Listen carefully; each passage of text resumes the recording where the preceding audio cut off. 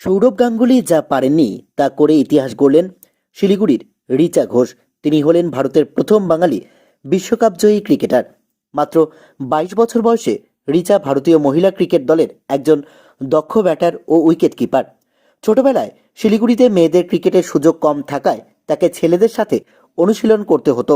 একসময় বাবা টেবিল টেনিসে ভর্তি করালেও রিচা অটল থাকেন তার সিদ্ধান্তে, আমি ক্রিকেটই খেলবো। পরিবার তার সবচেয়ে বড় শক্তি হয়ে ওঠে। বাবা মনোবেন্দ্র ঘোষ নিজে একজন আম্পায়ার, তার প্রথম কোচ হন। স্থানীয় কোচিংয়ের পর কলকাতায় এসে তুফানগঞ্জের শিবশঙ্কর পালের কাছে প্রশিক্ষণ নেন।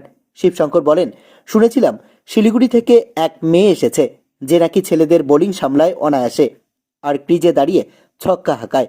রিচার ব্যাটিং দেখে তিনি অভিভূত হন আর সেই থেকেই শুরু হয় তার রাজ্য দলে ওঠার পথ।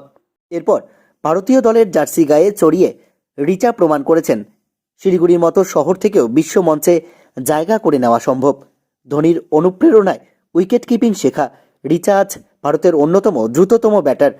বিশ্বকাপ ফাইনালে তার ২৪ বলে ৩৪ রানের মূল্যবান ইনিংস এবং টুর্নামেন্ট জুড়ে ১২টি ছক্কা ভারতের জয়ে গুরুত্বপূর্ণ ভূমিকা রাখে।